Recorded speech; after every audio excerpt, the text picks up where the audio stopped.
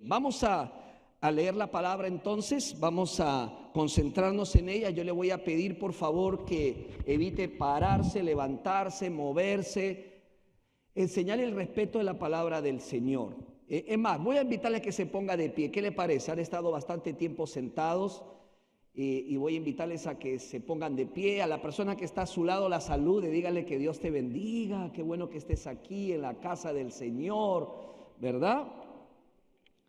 Muy bien. Y si por ahí te diste cuenta que no tiene una Biblia, se la vas a compartir a esa persona. ¿Ok? ¿Estamos todos? ¿Tenemos toda nuestra Biblia? ¿Han traído la reina, hermanos? Algunos levantan la mano de la esposa. Está bien, le felicito.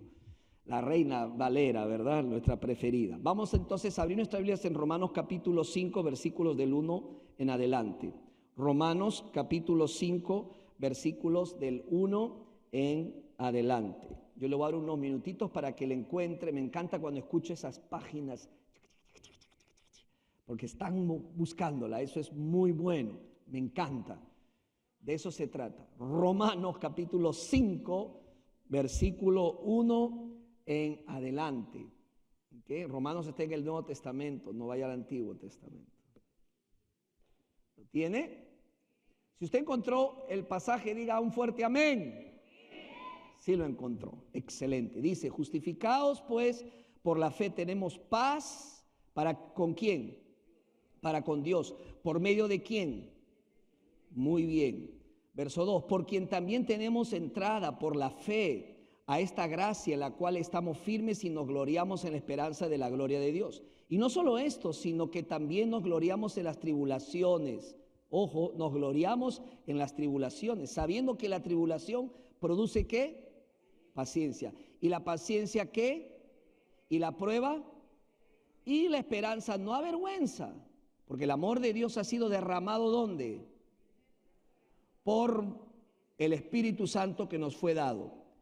Porque Cristo, cuando aún éramos débiles, a su tiempo murió por los impíos. Ciertamente apenas morirá alguno por un justo, con todo pudiera ser que alguno osara morir por el bueno. Mas Dios muestra su amor para con nosotros en que siendo aún pecadores, Cristo ¿qué hizo?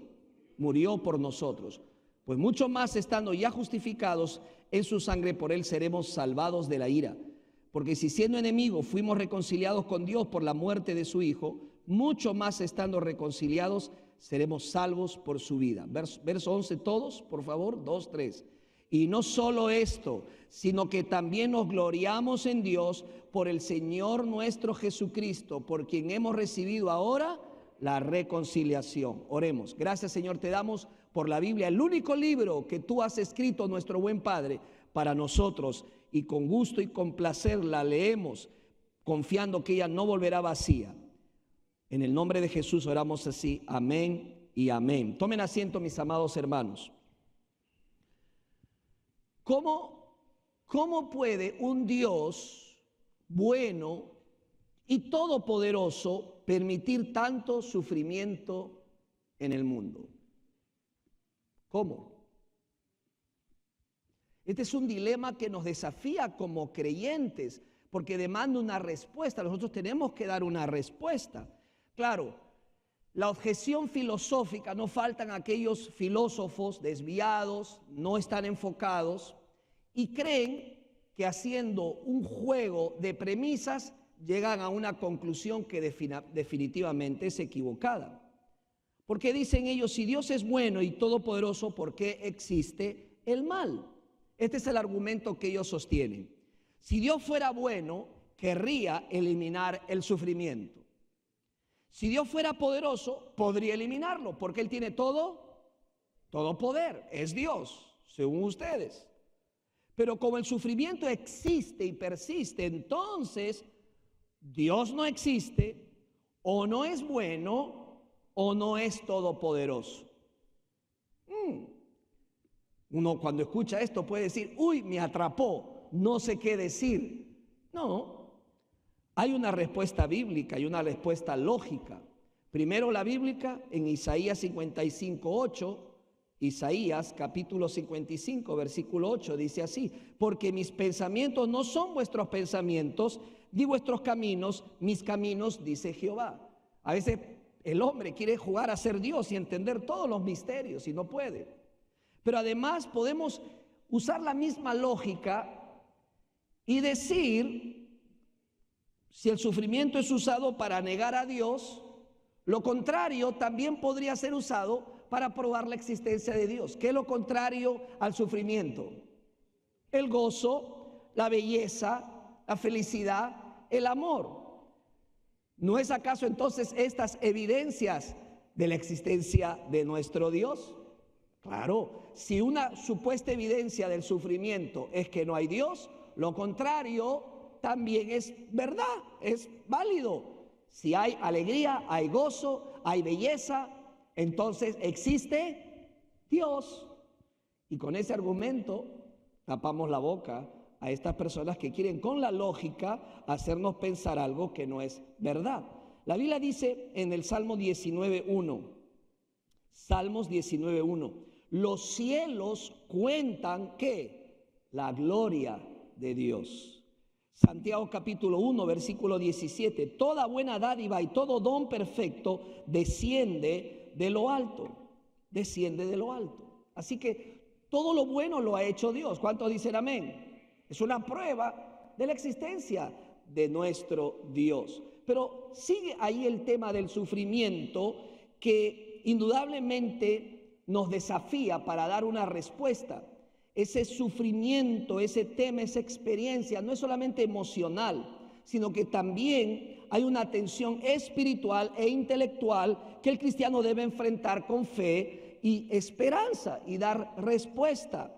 Hoy continuamos con nuestra serie ¿Cómo puedo saber? Vamos a dar respuesta a 7 preguntas más importantes de la Biblia. Hemos hablado de una primera pregunta y hemos respondido ¿cómo podemos probar la existencia de Dios? ¿Se acuerdan? El primer domingo. El segundo domingo, ¿cómo puedo saber que la Biblia es verdad? Y lo enseñamos. Hoy vamos a hablar y responder esta pregunta. ¿Cómo puede Dios permitir el sufrimiento? ¿Estamos hasta ahí? ¿Me siguen? Amén. Ahora, ¿por qué existe el sufrimiento?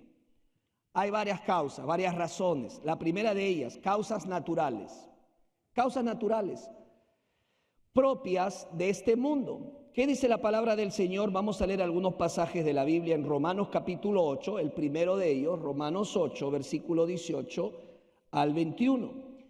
Vamos a encontrar aquí parte de la respuesta. Dice, pues tengo por cierto que las aflicciones del tiempo presente, ¿qué está diciendo Pablo? Que en el tiempo presente van a haber ¿qué? Aflicciones, diga aflicciones. Vivimos en un mundo quebrantado, por tanto hay aflicción, pruebas, dificultades.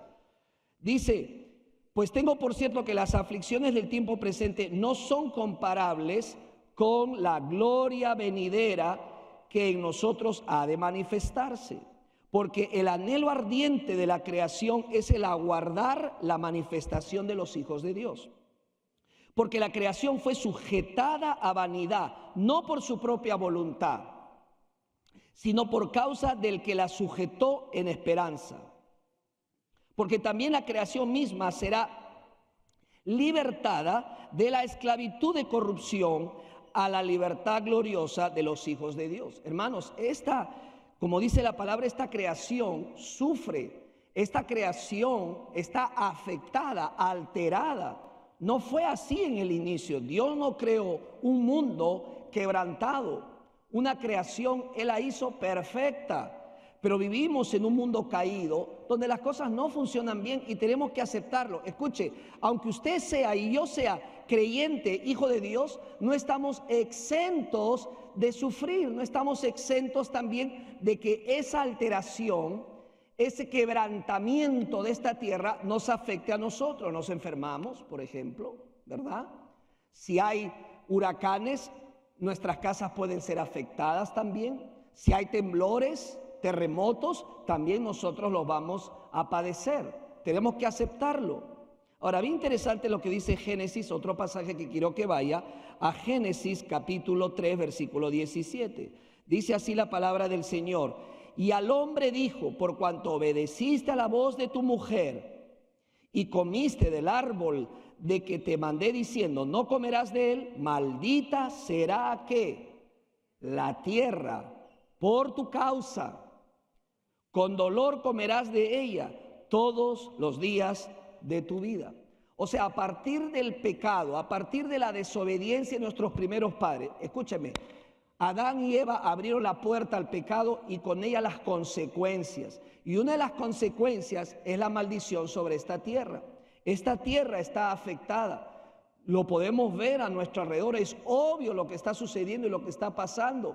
Y dice ella gime, ella clama para ser liberada, para ser redimida, porque está bajo maldición. Así lo enseña la palabra del Señor. La caída del hombre afectó toda la creación y con ello vino el sufrimiento en esta tierra, en esta vida. El sufrimiento no era parte del diseño original, entró con el pecado en el Edén. Amén. Otro pasaje que le voy a dar es Romanos capítulo 5 versículo 12. Dice, por tanto como el pecado entró en el mundo por un hombre y por el pecado la muerte. Por Adán entró el pecado y por tanto la muerte. Vemos muerte a nuestro alrededor, vemos mortandad a nuestro alrededor y nosotros también, aún siendo cristianos, seremos afectados por esa muerte física, aunque la Biblia le llama la muerte de los cristianos dormir, porque realmente nosotros no morimos, nos vamos a la presencia de nuestro Dios. Dios creó un mundo bueno, pero concedió libertad, lo que la Biblia llama libre albedrío al ser humano. El mal no fue creado, fue permitido, porque sin libertad no hay amor verdadero. Y el hombre usó esa libertad para pecar. Y con ese pecado vinieron consecuencias. Parte de ellas, estas consecuencias, es el sufrimiento. Pero hay otra causa que origina el sufrimiento: decisiones pecaminosas. Nuestras decisiones muchas veces trae sufrimiento, trae dolor. Mire, no vaya por ahí echándole la culpa al diablo de todo, ¿ah? Yo me imagino a veces el diablo dice, pero yo no tengo la culpa, si tú lo hiciste, yo no, ¿verdad? Porque a veces le echamos la culpa todo al diablo. Pero ¿quién toma la decisión final? Diga yo. Vamos, hágalo. Yo tomo la decisión. El diablo puede tentarme, el diablo puede insinuarme, el diablo puede atacarme, pero al final de cuentas yo decido. Y mire, si estamos en Cristo tenemos libertad para rechazar el pecado en nuestras vidas. Muchas veces sufrimos por nuestras decisiones pecaminosas o por las decisiones de otras personas. Por ejemplo, un borracho, una persona embriagada, sube a su carro y se estrella contra otra persona y la afecta, la puede dañar, puede ser herida o puede perder la vida, ¿sí o no? Aún les ha pasado esto a los creyentes. Entonces, hermanos, vemos que muchas veces el sufrimiento nosotros mismos lo generamos por nuestras decisiones. Job lo dijo claramente en Job capítulo 5, versículo 7. Job capítulo 5, versículo 7, Job 5, 7. Dice, pero como las chispas se levantan para volar por el aire, así el hombre nace para la aflicción. Interesante. No sé cuántos de ustedes han hecho una fogata. ¿Cuántos han hecho una fogata? ¿Verdad? Y esa fogata con el viento suele levantar ¿qué? Cenizas. Y esas cenizas pueden ocasionar un problema. Yo tengo una historia que algún día se las voy a contar de lo que me pasó por no apagar bien una fogata. Hasta terminé quemándome con las cenizas. Job lo dice claramente. Muchas veces sufrimos por nuestras propias decisiones o las de otros. Otra fuente del sufrimiento es Satanás. Déjeme decirle, Satanás está detrás de mucho dolor y sufrimiento en esta vida y en muchas familias. ¿Qué dice la Biblia en 1 Pedro 5, 8? Primera de Pedro, capítulo 5, versículo 8. Dice así, sed sobrios y velad, porque vuestro adversario, el diablo, como un león rugiente, anda alrededor buscando a quien devorar. El enemigo busca devorarnos, el enemigo busca atacarnos. Mucha gente me ha preguntado, pastor, ¿el diablo tiene acceso a mi mente? La respuesta es sí. La Biblia habla que él usa dardos de fuego. Por eso es que a veces tú dices, pero ¿cómo yo puedo estar pensando en esto? ¿De dónde salió este pensamiento? Muchas veces el enemigo lo ha sembrado. No podemos evitarlo. pero lo que podemos evitar es que ese pensamiento se anide, haga nido en nuestra mente. Tenemos que reemplazar ese pensamiento. El enemigo está detrás del sufrimiento. Muchas veces sufrimos por causa de él. Mira lo que dice Jesús en Lucas capítulo 22, versículo 31. Lucas 22, 31. Vamos a Lucas capítulo 22, versículo 31. Dice así: dijo también el Señor: Simón, Simón, he aquí, ¿quién? Satanás os ha pedido para zarandearos como a trigo. Interesante pasaje. ¿De qué está hablando? Está hablando del apóstol Pedro, que el enemigo pidió permiso para zarandearlo como a trigo. ¿Usted ha visto alguna vez cómo se zarandea el trigo? Es todo un espectáculo, ¿verdad? Para sacar lo malo y dejar el propio trigo. Bueno, muchas veces el enemigo nos va a zarandear, pero mire lo hermoso que viene luego. Dice: pero yo he orado por ti. El Señor ora por ti. ¿Cuántos dicen amén? Él en el cielo está intercediendo por nuestras vidas. Eso es lo más maravilloso. Él es nuestro abogado defensor. ¿Y qué hace Jesús en este momento? Clama al Padre por tu vida y por la mía. Satanás también es una fuente, diríamos, de sufrimiento. Hay una guerra espiritual activa y puede atacarnos. Mire, el diablo puede atacarnos con la enfermedad en nuestro cuerpo. Puede afligir nuestro cuerpo con enfermedad, con dolor, y causarnos sufrimiento en nuestras vidas. Así que tenemos que estar alertas y saber por qué está pasando esto en mi vida. Muchas veces lo mejor que podemos hacer, ¿sabe qué es?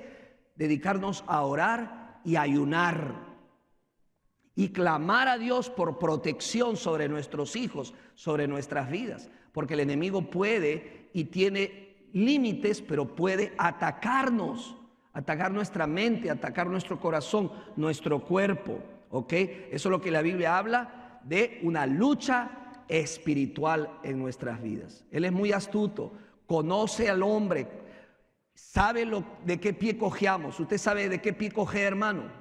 No se mire el pie, por favor. Pero tú y yo sabemos de qué talón cojeamos. Esas áreas débiles de nuestras vidas. Y mire, el enemigo va a volver a venir a atacarte en esa área débil de tu vida. Por eso necesitamos mucho depender de nuestro Dios en todas las áreas de nuestras vidas. Y por último, Dios permite muchas veces el sufrimiento, lo permite en nuestras vidas como una medida, diríamos, extrema, para que podamos cumplir con su voluntad.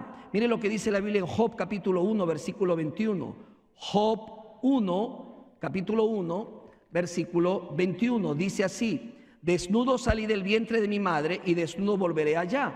Jehová dio y Jehová quitó. Sea el nombre de Jehová bendito. ¿Sabe que lo mejor que podemos hacer cuando estemos pasando por problema, por tribulación, es glorificar el nombre de Dios? Señor, yo no entiendo lo que estoy viviendo, no entiendo lo que está pasando, ¿por qué me está pasando a mí? Una cosa sé, Señor, tú estás permitiéndolo con un propósito. ¿Cuántos lo creen?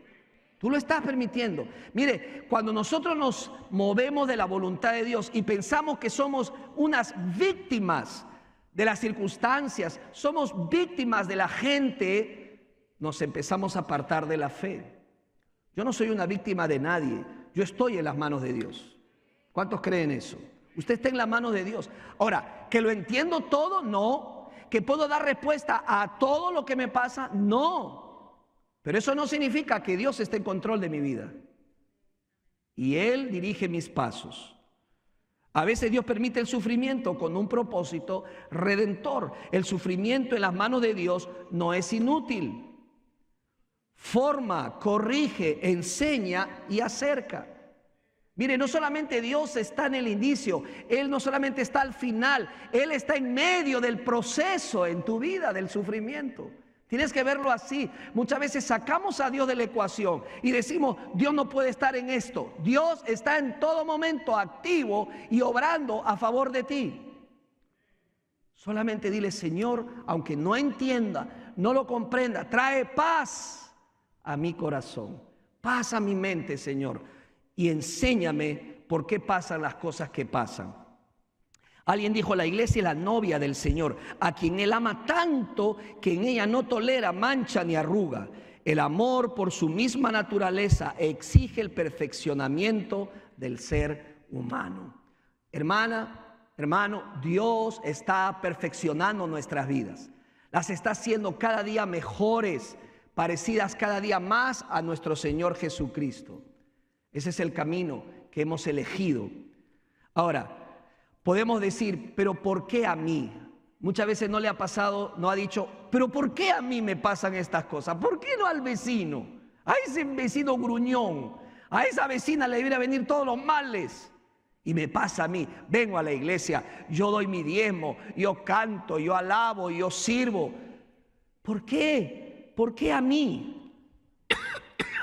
Y a veces tenemos ese razonamiento, ese pensamiento que lo tenían los autores de los salmos. Muchas veces ellos también pensaban así, escribían así al principio, hasta que comprendían todo a cabalidad. No siempre cuando sufrimos o cuando, por ejemplo, nos enfermamos, es por el enemigo o es también por nuestras decisiones pecaminosas. Muchas veces cogemos un resfrío y queremos echarle la culpa al diablo cuando no nos hemos abrigado bien. ¿Sí o no? ¿Sí o no? Simple. No guardamos la higiene necesaria y nos enfermamos. Pero muchas veces Dios permite el sufrimiento para mostrar su poder. ¿Alguien lo cree? Para mostrar su poder, para mostrar su gloria. Ya Jesús lo dijo cuando le trajeron a una persona enferma en Juan capítulo 9, versículo 3. Juan capítulo 9, versículo 3. Dice así: no es que pecó éste ni sus padres, sino para que las obras de Dios se manifiesten en él.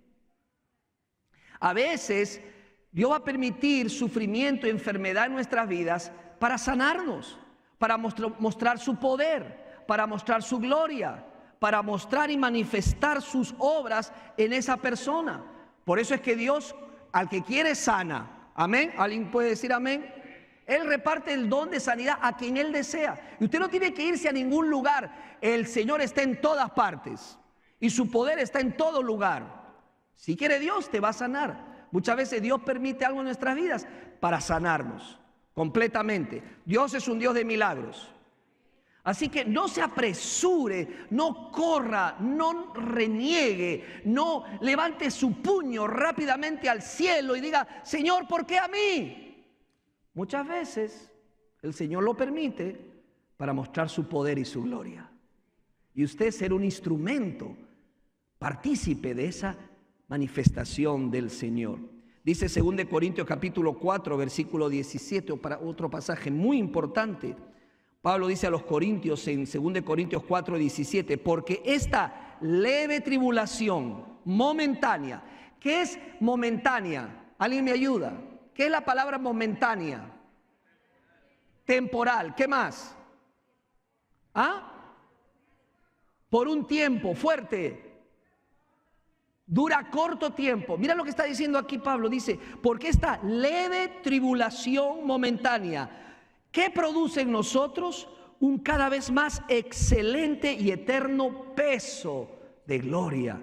Dice el apóstol Pablo. Vamos a ir luego a este versículo. Y otro pasaje, Romanos 8, 18. Romanos capítulo 8, versículo 18. ¿Qué dice la palabra del Señor? Dice de esta manera: pues tengo por cierto que las aflicciones del tiempo presente no son comparables con la gloria venidera que en nosotros ha de manifestarse. Acá hay palabras muy importantes para aclarar lo que estoy diciendo. La primera de ellas es la palabra peso, kabod en hebreo. Literalmente significa peso, gloria, algo pesado. ¿Ok? Cuando lo aplicamos a Dios, expresa la majestad imponente y real de su presencia.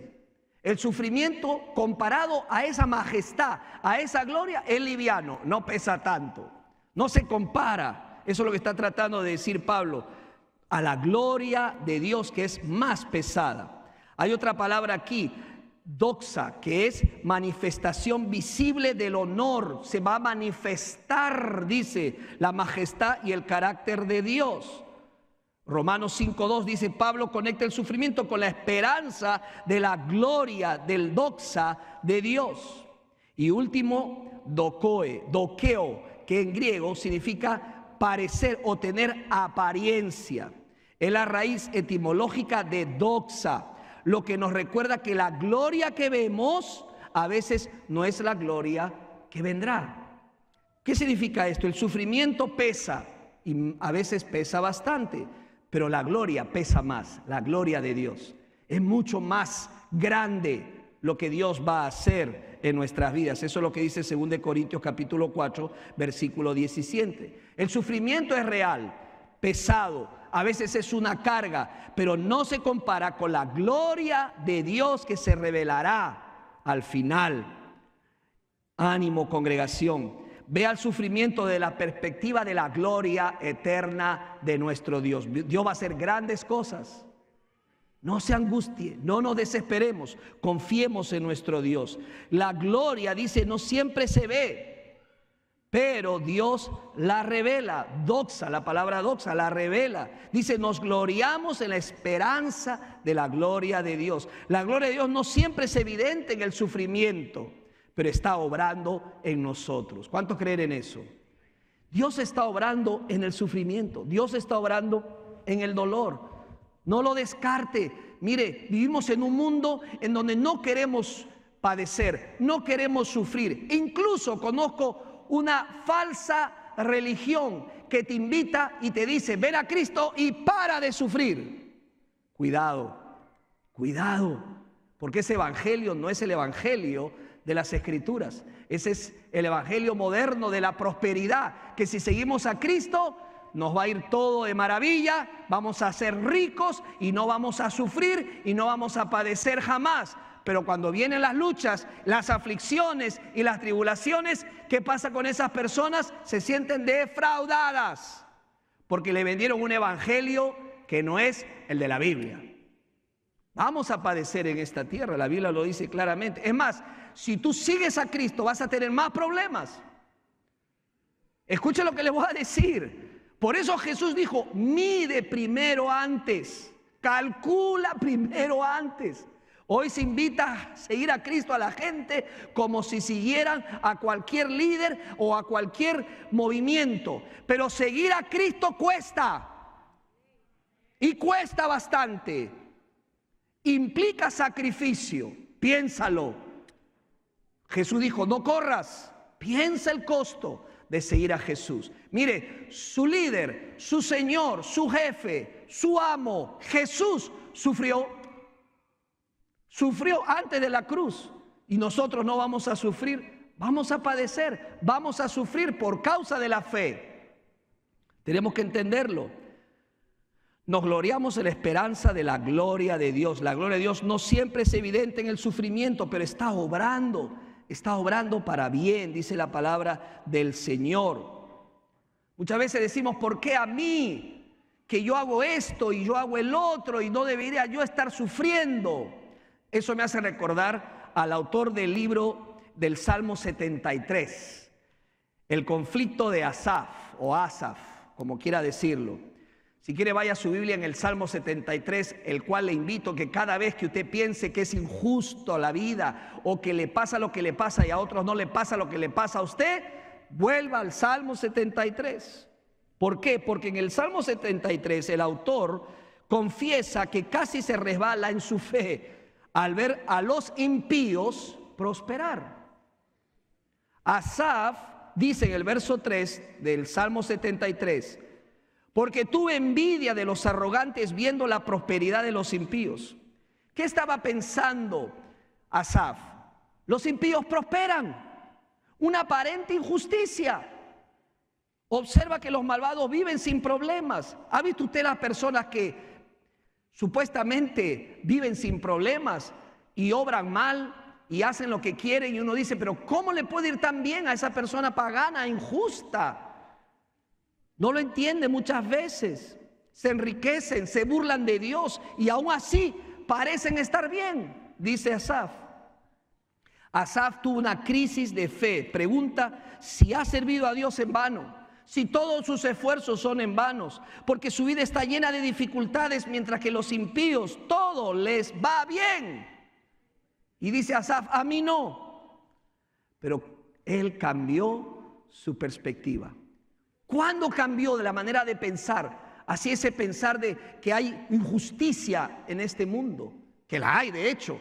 Pero Asaf tenía que superar eso y tenía que entender y tener una perspectiva diferente. Y lo logra cuando cuando en el versículo 17 dice de esta manera: hasta que entrando en el santuario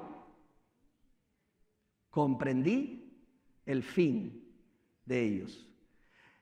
Hermano, uno puede reírse, burlarse de Dios, hacer lo que quiera, pero tarde o temprano tendrá que dar cuenta a Dios.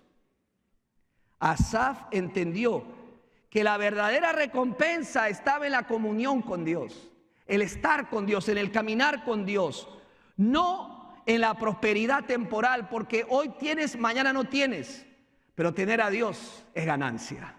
Tener a Dios no se compara con nada. Las cosas hoy las tienes y mañana no. El conflicto de Asaf es muy humano. Cuestionar porque los que hacen lo malo parecen tener éxito, mientras que los fieles sufren. Pero su resolución también es clave. La presencia de Dios le dio una perspectiva eterna. Mire, cada vez que usted le asalte esos pensamientos de duda, vaya a la presencia de Dios. Vaya a Dios y dígale: Señor, ayúdame a recordar que no se trata solamente del presente, sino se trata del final. Y en ese final las personas tendrán que dar cuenta al Señor. Dice el versículo 28: pero en cuanto a mí, el acercarme a Dios es el bien. En el Salmo 73, Asaf se deja llevar por las apariencias de gloria en los impíos, pero cuando entra en el santuario ve la gloria verdadera, la gloria de Dios. Amén. Hermanos, la gloria de Dios no siempre se ve en el éxito, en la salud, sino en medio del dolor, cuando aún creemos, aún esperamos y aún adoramos. Escúchame, creyente, hermana, hermano, cuando sufre es realmente cuando se ve de qué madera estás hecho. Cuando vienen las aflicciones es ahí donde realmente se prueba nuestra fe y podemos seguir alabando a Dios o podemos retroceder. Porque cuando nos va bien es fácil cantar. Cuando te hacen el aumento de sueldo, aleluya, yo voy al culto. Pero cuando pierdes el trabajo, ni te quieres aparecer. ¿Por qué? Muy simple. Porque está supeditada a las circunstancias nuestra fe. No dependa de sus circunstancias. Las circunstancias pueden ser favorables o no. La vida te puede sonreír o no. Pero aunque haya o no haya, con todo alabaré y adoraré a mi Dios. No importa lo que pase, yo confío en Dios. Él no me dejará, no me desamparará. Entonces, aquí es donde entra a tallar la fe. En el sufrimiento la fe es indispensable. Y esa fe que nos dice, número uno, el dolor exige atención. El dolor exige atención. El ser humano no siempre responde cuando las cosas le van bien o más o menos bien, pero en el dolor es cuando más responde. ¿Por qué crees que las personas en este país, por ejemplo, cuando hubo los atentados de las Torres Gemelas, ¿cuántos se acuerdan? Todos corrieron, ¿dónde? A las iglesias. Eso es lo que tiene el sufrimiento, el dolor. Es un puente, ¿para qué? Para ir a Dios. El dolor exige atención. Alguien dijo estas palabras: podemos ignorar incluso el placer, pero el dolor insiste en ser atendido. Dios nos susurra en nuestros placeres, nos habla en nuestra conciencia, pero nos grita en nuestros dolores. Es un megáfono para despertar a un mundo sordo. Iglesia, vivimos tiempos muy peligrosos. Yo no sé si usted está entendiendo la dimensión del conflicto bélico que estamos experimentando en nuestra generación. No tiene precedente lo que está sucediendo y no lo va a tener. Escúchame, va a haber mucho dolor, va a haber mucha angustia, va a haber mucha desesperación. Iglesia, Esta es una oportunidad para que nosotros mostremos la luz de Jesús y enseñemos que Jesucristo es el príncipe de paz y que solo en Cristo uno puede hallar paz. No necesariamente los problemas y las aflicciones y las enfermedades o las tribulaciones desaparecerán, pero puedo tener paz en medio de la tormenta. ¿Cuántos dicen amén? Gloria a Dios. Denle un aplauso al Señor. El dolor exige atención. No lo descarte. No lo descarte. Si estás pasando por un momento crítico en tu vida, si hay dolor, si hay pérdida, si hay una situación complicada en tu vida, acércate a Dios, no te alejes de Él. Él no es tu problema, Él es tu solución. Número 2, un día el sufrimiento terminará. Un día el sufrimiento acabará. La Biblia dice en 1 Corintios 15, 54, y cuando esto que es corruptible se haya vestido de incorruptible y esto que es mortal se haya vestido de inmortalidad, entonces se cumplirá la palabra escrita, devorada será la muerte por la victoria. ¿Dónde está, oh muerte, tu aguijón? ¿Dónde, oh sepulcro, tu victoria? El sufrimiento acabará. La Biblia dice en Apocalipsis 21:4, enjugará Dios todas las lágrimas de los ojos de ellos, y ya no habrá muerte, ni habrá más llanto, ni clamor, ni dolor, porque las primeras cosas pasaron. ¿Cuántos esperan ese día? Gloria a Dios. Nuestra esperanza está en la eternidad. Nuestra esperanza no está en esta tierra. Tu esperanza y mi esperanza no está en quién está en la Casa Blanca o quién está en el Congreso. Mi esperanza está en Dios. Y dependo de Dios. En todo y por todo, en Dios está mi esperanza. ¿Alguien puede decir un fuerte amén? Aleluya, gloria a Dios. El dolor exige atención. No lo descartes. Presta atención. Un día el sufrimiento terminará. 3, no fuiste creado para enfrentar esto solo. No fuiste creado para enfrentarlo solo. Estás cometiendo un error al irte del servicio, escucha, y vivir tus problemas solo y no compartirlo con los demás. No puedes. No fuiste creado porque no tienes la fuerza y la capacidad para solo tú sobrellevar el dolor o el sufrimiento. ¿Sabes lo que dijo David en el Salmo 23, versículo 4? Me encanta este pasaje, Salmo 23, 4. Vaya a su Biblia, Salmo 23, 4. Ya seguro algunos lo saben hasta de memoria. ¿Qué dice el versículo 4? Aunque ande en valle de sombra de muerte. ¿Sí? Aunque ande en valle. Ojo, ¿sabes qué? Algo que estoy aprendiendo es que en los detalles está la bendición. En los detalles está la bendición. Acá hay una parte muy importante que a veces no la saltamos. ¿Cómo empieza el versículo? ¿Cómo dice? ¿Y qué es aunque? ¿Aunque qué es? Aunque, pastor. Aunque o cuando. ¿Sabe lo que dijo Jesús? En el mundo tendrán aflicción. Nunca negó Jesús que tendríamos que pasar por tribulación. No es, la pregunta está incorrecta, si es que paso. No. Cuando venga la tormenta. ¿Cuántos están entendiendo lo que estoy diciendo? Prepárate, hermana, hermano. Prepárese bien, porque vendrá. Dice, aunque ande o camine, ¿dónde? En valle de sombra de muerte. Todos se ubican una colina, ¿verdad? Un cerro, la cumbre y el valle. El valle. ¿Quién quiere estar en la cumbre? Todos. Estoy en la cumbre del éxito. ¿Ha escuchado, verdad? Dice, lee este libro para que estés en la cumbre del éxito. ¿Nadie le gusta estar en el valle? ¿Por qué nadie le gusta estar en el valle? Las ovejas tienen que caminar no solamente por las cumbres arriba, pero también por las de abajo. Es necesario para llegar al final. Y el pastor las tiene que llevar por los valles. ¿Qué característica tiene un valle? Oscuro. No le da el sol. Incluso cae la tarde y las ovejas ya no pueden ver al pastor. Solo pueden oírle. ¿Sabe lo que dijo David? Aunque ande en valle de sombra, ¿y qué dice? De muerte. No dice, escucha, no dice aunque ande en valle de muerte. No, ¿qué dice? Sombra de muerte. Escúchame, cuando uno va caminando ve una sombra que se levanta, intimida, ¿verdad? pero la sombra no es real. Es solamente una imagen.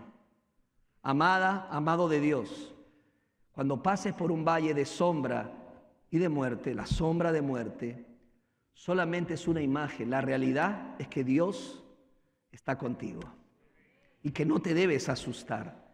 Aun que pases por la peor de las tribulaciones, dice, aunque ande en valle de sombra de muerte, ¿cómo dice David? No temeré mal alguno. No temeré mal alguno. ¿Por qué? Ahí está la respuesta. Porque tú estarás conmigo. Tu vara y tu cayado me infundirán aliento. Hermanos, amigos, necesitamos a Dios en nuestras vidas para pasar esta tierra, esta vida, para pasar esos valles, porque sin Dios no lo vas a poder lograr. Pero no solamente necesitas a Dios, necesitas un grupo de personas, que te conectes con un grupo de personas. A mí honestamente me da tristeza cuando veo que termina el servicio y varios, se lo digo con todo amor y respeto, se van directamente hacia afuera, algunos están en el parqueo y luego se van a casa. No se quedan en un grupo de conexión. Y yo pienso y digo para mis adentros, pero hoy no va a ser para mis adentros, va a ser para mis afueras.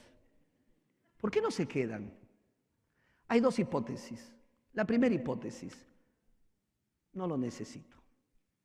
No estoy en un valle, estoy en la cumbre. No necesito un grupo, estoy bien. La pregunta es, ¿solo se trata de ti la vida? No, ¿verdad? Porque si tú te quedas y te conectas con un grupo, probablemente encuentres personas que están por el valle, pero tú estás ahí, ¿para qué? Para apoyarles y dar aliento. La otra hipótesis dice, estoy en el valle, no quiero que nadie sepa de mis problemas, prefiero irme a mi casa solo. La Biblia no enseña eso. La Biblia enseña, comparte tu vida con otras personas. ¿Cuántos dicen todavía amén? Ok. 4, Dios obra en todas las cosas. Dios siempre obra en todo. Quiero terminar con este pasaje, Romanos 8, 28. Romanos 8, 28. Yo elegí esta versión, es mi favorita, Nueva Biblia de las Américas, y la manera como lo traduce, ¿ok? Va a aparecer en la pantalla. Es lo mismo que tu reina. No, tranquilo, no me apedrees. Tu reina es tu reina. Pero este pasaje de las Américas lo dice de una manera tan exquisita, tan perfecta, que me encanta mostrarlo. Dice Romanos 8, 28. Y sabemos que para los que aman a Dios, ¿para quién? No para todos. ¿Para quién? Para los que aman. ¿Tú amas a Dios? Si amas a Dios y estás sincronizado con la voluntad de Dios, lo que viene es para ti. Porque muchas personas piensan y dicen, esto es para mí, pero no vienen a la iglesia, no obedecen, no participan, no tienen una vida de iglesia, una vida de cristiano. No aplica. El que ama a Dios, ¿qué dice? Y sabemos que para los que aman a Dios, todas las cosas cooperan para el bien. Diga cooperar. Cooperar. ¿Qué es cooperar? Ayudan, contribuye, cumple. Dice, todas las cosas cooperan para bien. Esto es para los que son llamados conforme a su propósito. Mucha gente lee este pasaje y dice, todo va a ser para mi bien, para que me prospere económicamente. Ese no es el bien que Pablo está hablando.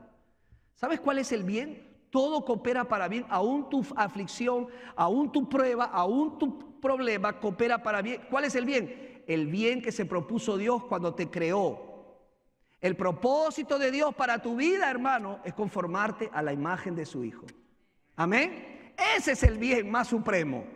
Ser como su Hijo, vivir como su Hijo, pensar como su Hijo, andar como su Hijo Jesucristo. Así que la próxima vez que venga un valle, una tormenta, una aflicción, haz lo que la Biblia dice. Ten por sumo gozo cuando te halles en diversas pruebas, porque por algo Dios lo está permitiendo. Algo quiere hacer Dios con mi vida. Él está trabajando en mí y voy a cooperar para que lo que Él haga se cumpla en mi vida.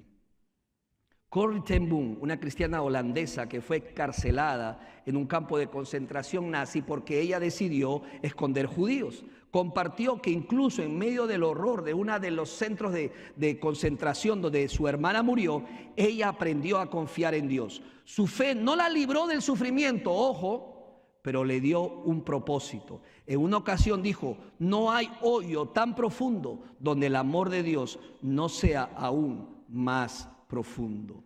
Ella experimentó que aunque no comprendamos el porqué del dolor, sí podemos conocer el quién que camina con nosotros. El varón de dolores, experimentado en dolores, Jesucristo el Señor. Porque recuérdate, Dios entiende nuestro dolor. Jesucristo, en Jesús, Él experimentó el dolor en esa cruz. La Biblia dice que Él sufrió por ti y Él murió por ti. En ese dolor y en ese sufrimiento había un propósito: salvar a la humanidad del pecado y de la condenación eterna. Amén.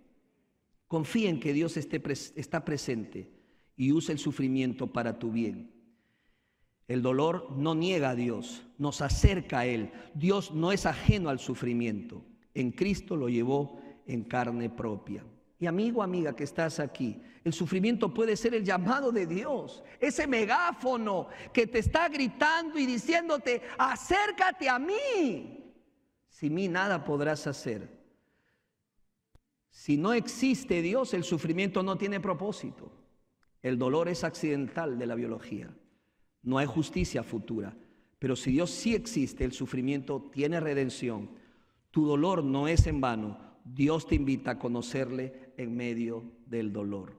Por último, Mateo 11:28, Jesús dice: venid a mí, todos los que estén trabajados, todos los que estén cargados, y yo diría, todos los que están sufriendo, y yo, dice Jesús, les daré descanso. ¿Cuánto necesitas tú de ese descanso? ¿Dónde estás buscando ese descanso y esa paz? ¿A dónde te estás yendo? No busques más. Todo lo que necesitas está en Cristo Jesús. ¿Qué tienes que hacer? Arrepiéntete con todo tu corazón y ten fe en Jesucristo y recíbelo como tu Señor y Salvador personal. Vamos a orar. Inclina tu rostro ahí donde estás, por favor. Amado Padre Celestial, gracias te damos, Señor, porque tenemos respuestas bíblicas y lógicas a los problemas más álgidos de la existencia humana. Señor, como hemos visto, el sufrimiento no fue inicialmente parte de tu diseño, pero aún así tú lo redimes y tú lo permites. Señor, si hay alguien aquí que está viviendo en tormento, en dificultad, puede ser un matrimonio en crisis, un problema, una aflicción. Señor, oramos para que en medio de esa tormenta encuentre paz en Jesús. Y si hay una persona nueva aquí, Señor, que tu palabra, como ella misma dice, no vuelva vacía y toque esos corazones.